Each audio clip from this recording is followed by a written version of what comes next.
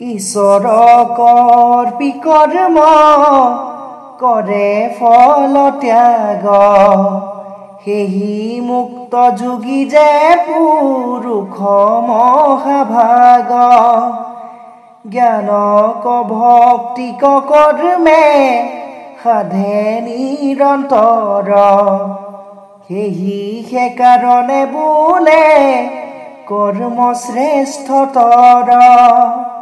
নিত্য নৈমিত্তিক কৰ্ম অৰ্পি কৰা বীৰ বিনা কৰ্মে নিস্তে জানা নৰহে শৰীৰ যত কৰ্ম হবে বন্ধ সাংখ্যবাদী কহে যদি ঈশ্বৰতৰ পে তেবে বন্ধনুহে কৰ্মযোগী বিষ্ণু তাক জানা ধনঞ্জয় হৰি কৰ্ম বিনে আন কৰ্মে খে বান্ধয় ঈশ্বৰৰ অৰ্থে কৰ্ম কৰিবে নিশ্চয় সেহি কৰ্মে পূৰ্বৰ সনা হৈবে ক্ষয় জ্ঞানৰ কৰ্মৰ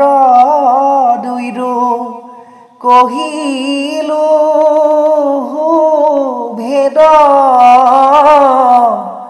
তোমাৰ প্ৰশ্নৰ সখী দিলো পৰিছেদ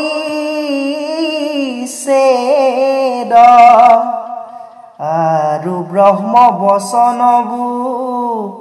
লীলা হেন মত যজ্ঞৰ সহিত প্ৰজা সৃজিলা পূৰ্বত তপ জপ যজ্ঞ কৰি দেৱ পূজে নৰ তুষ্ট হুয়া দেৱতায়ো দেৱ ইষ্ট বৰ অন্যে দুহান্তৰো সাধে ইষ্ট যুগ দেৱে দেৱৰ্থক মনুষ্য কৰে ভোগ সেহি ভোগ মনুষ্যে দে বকনে দি খাই অধমনাৰ কিতাত পৰে চুৰ নাই আৰু পঞ্চযজ্ঞ নিতে যিজনে নকৰে পঞ্চশুনা পাতকত সেইজন পৰে মনুষ্যৰ পাপ পুণ্য অল্পতে হুয় পঞ্চশুনা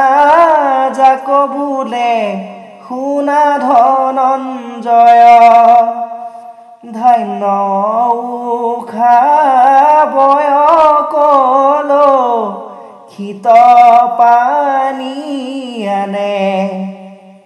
সমাৰ জনী মাৰ যে ঢেকি ধান্য কবাহানে হৰি খাপাতাত বান্তি পিখি কৰে ধুনা গৃহস্থৰ নিত্য পাপ এহি পঞ্চশুনা এহি পঞ্চ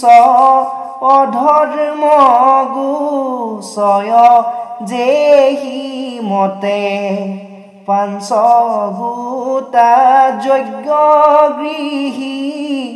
তৰিবে কনিতে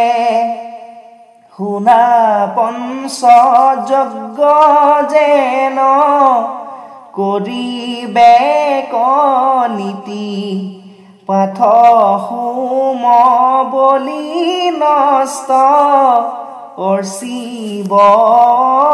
তিথি স্নান দেৱ পূজা কৰি তৰ্পিবে কণৰে হোম বলি স্তুতি পাঠ আতয়নন্তৰে অতিথিৰ অন্বেষণে ৰাজমাৰ্গে যাইব সবা কুঁৱৰচীয়া গৃহী পৰে অন্ন খাইব দেৱকণী দিয়া দেহ অৰ্থে ৰান্ধে অন্ন নহে পাপ মাত্ৰ কৰয় ভোজন যজ্ঞ কৰি যিটো জনে অৱশেষ খায় তাহাৰ যতে পাপ হবে দূৰ যায় বৃষ্টি দ্বাৰা অন্ন খুৱে জানিবা সাক্ষাৎ অন্ন হন্তে শুক্ৰ ৰূপে প্ৰজা হুৱে জাত প্ৰাণীৰ ব্যাপাৰ কৰ্ম উপজয় পুন কৰ্মত উপজে যজ্ঞ জানিবা অৰ্জুন